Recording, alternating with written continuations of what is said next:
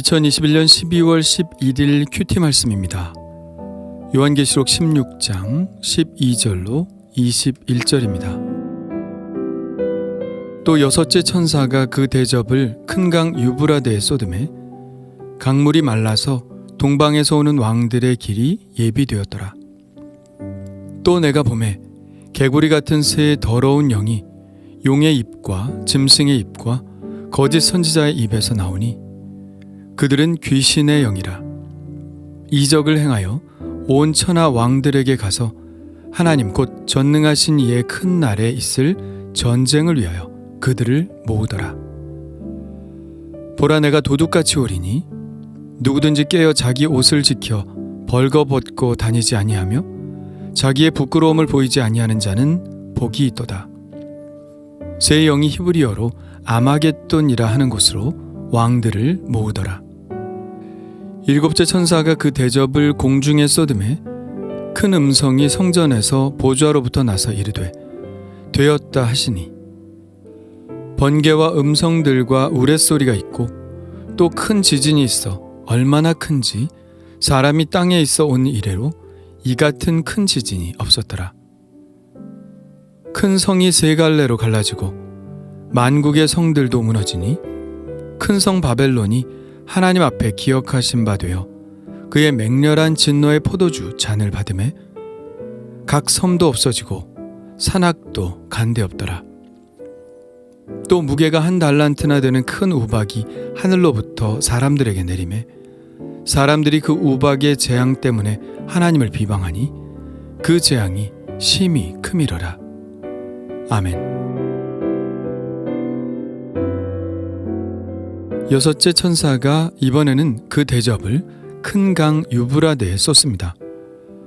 셋째 천사가 대접을 강에 쏟았을 때는 그 강이 피가 되었는데 이번에는 큰 강 유브라데가 피로 변한 것이 아니라 완전히 말라버립니다. 강이 말랐다는 것은 막힘없이 강을 가로지를 수 있게 되었다는 말입니다. 이 강을 가로질러 동방에서 오는 왕들이 예비되었죠. 유브라데 강에 관련된 재앙은 이미 6번째 나팔을 불 때에도 있었습니다. 큰 강 유브라데에 결박된 4명의 천사가 놓이자 그들은 2억 명의 마병대 군사를 이끌고 사람 3분의 1을 죽이죠. 오늘 말씀에도 유브라데 강이 마르자 동방의 왕들이 그 강을 가로질러 전쟁을 하기 위해 오는 것을 보면 6번째 나팔을 불 때의 상황과 매우 유사하다고 하겠습니다. 그러나 그렇다고 해서 같은 전쟁을 이야기하는 것은 아니죠. 앞서 전쟁은 그저 재앙의 수준이었지만 이번 전쟁은 악과의 마지막 승부로 최종적인 전쟁을 이야기하고 있는 것이니까요. 유브라데를 큰 강이라고 부르고 있죠. 유브라데 강은 서부 아시아에서 가장 큰 강입니다. 지금의 터키 북부 지역부터 시리아를 거쳐 이라크까지 이어지는데 그 길이가 약 2,800km나 됩니다. 유브라데 강이 왜 늘 문제가 되냐면 이 유브라데 강이 로마 제국과 파르티아 제국을 가르는 국경 지역이었기 때문입니다.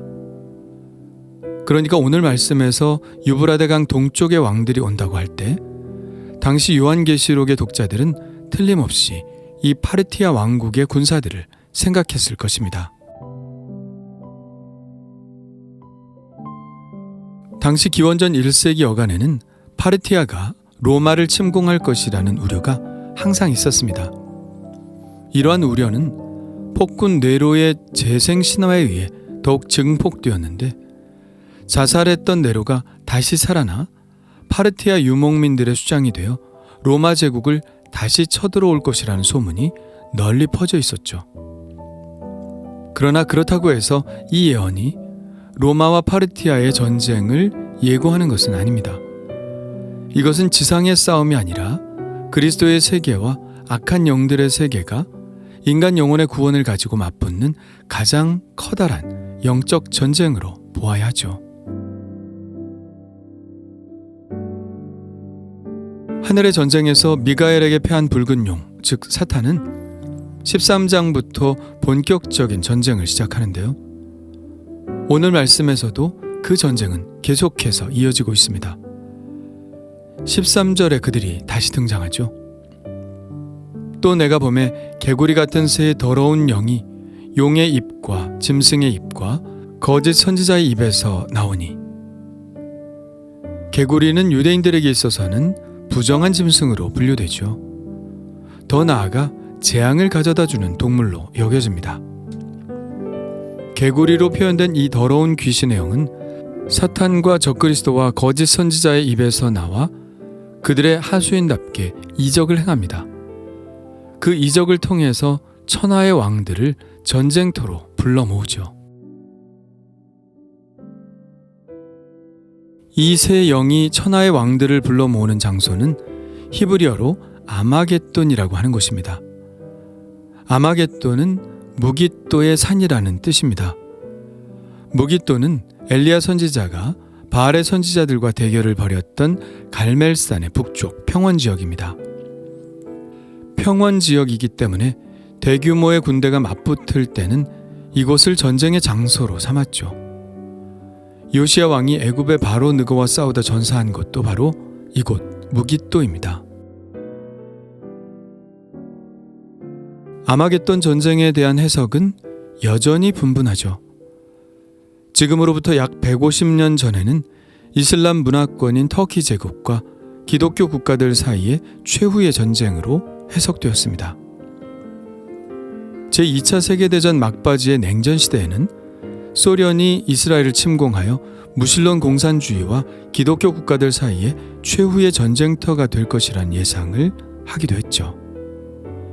이슬람과 기독교의 대결, 공산주의와 자유민주주의의 대결, 그것은 분명 이 세계의 커다란 양대 진영이라고 할 수 있겠으나 이 최후의 전쟁은 이 지상의 특정 세력들 간의 전쟁으로 보는 것은 무리가 있고 사탄의 세력과 교회와의 마지막 영적 싸움이라고 보는 것이 맞는 해석일 겁니다.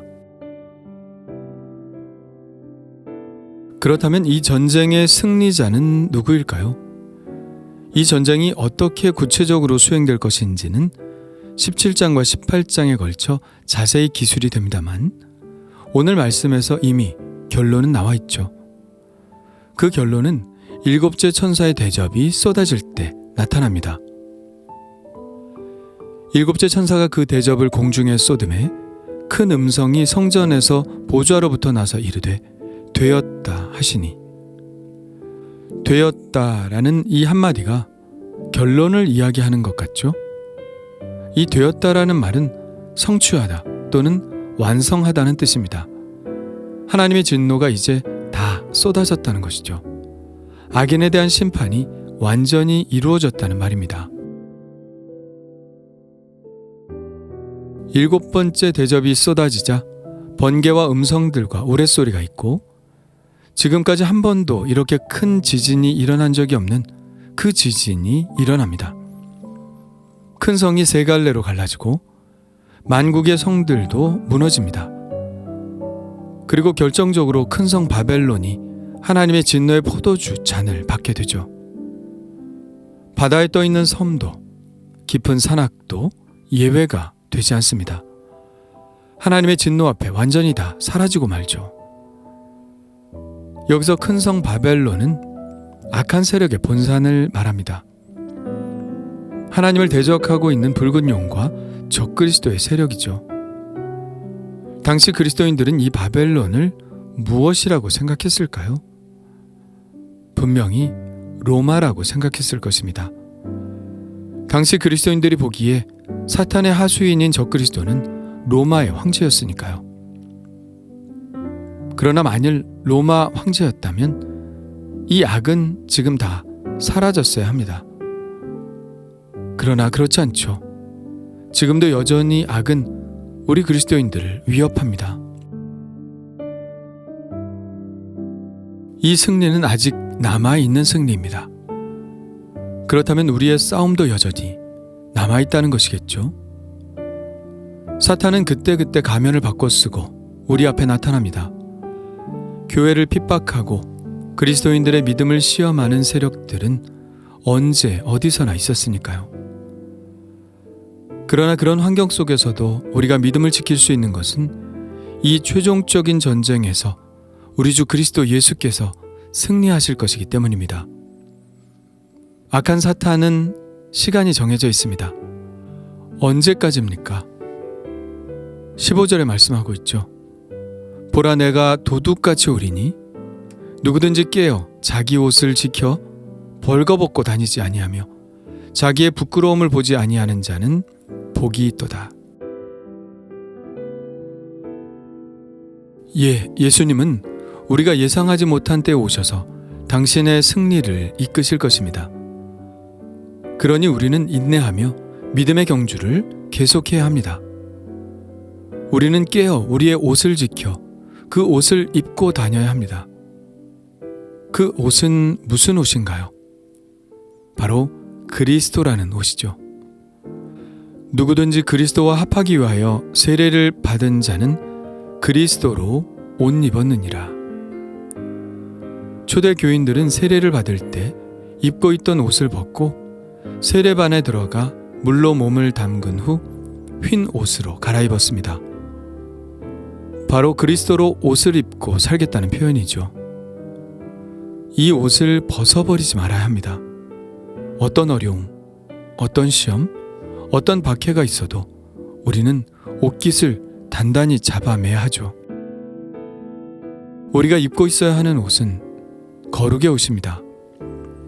오직 주 예수 그리스도로 옷 입고 정욕을 위하여 육신의 일을 도모하지 말라. 그리스도인이라는 옷이 때로는 거추장스럽게 느껴질 때도 있을 것입니다. 믿음만 저버리면 할 수 있는 일이 엄청나게 많을 것이라 생각할 수도 있습니다. 그러나 그래서 만일 이 옷을 벗어버린다면 우리는 결코 승리의 주님을 만날 수 없습니다. 그러므로 오늘도 이 그리스도라는 옷을 단단히 붙잡고 살기를 원합니다. 주님 감사합니다. 주님은 우리를 고아와 같이 버려두지 않으시고 우리와 늘 함께 하시며 최종적으로 영원한 구원을 우리에게 주실 줄 믿습니다. 세상의 모든 세력들이 다 연합 세력을 구축하여 믿는 자들을 박해한다 할지라도 우리는 주님의 승리를 믿습니다. 그러니 인내하게 하시고 참아내게 하시고 이 어려움 속에서도 그리스도인다운 삶을 포기하지 않게 하여 주옵소서. 예수 그리스도의 옷을 단단히 입게 하여 주옵소서. 그래서 주님이 오시는 날 부끄러운 모습으로 발견되지 않게 하시고 이긴 자로 당당히 주님 곁에 서게 하여 주옵소서. 예수님의 이름으로 기도합니다. 아멘.